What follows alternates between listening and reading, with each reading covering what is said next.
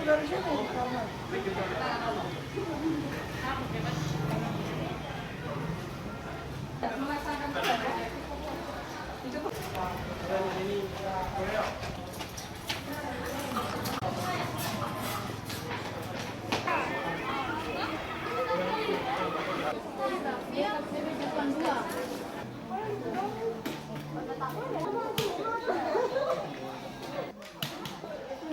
Apa yang sudah digariskan dalam protokol kesehatan protap yang ada.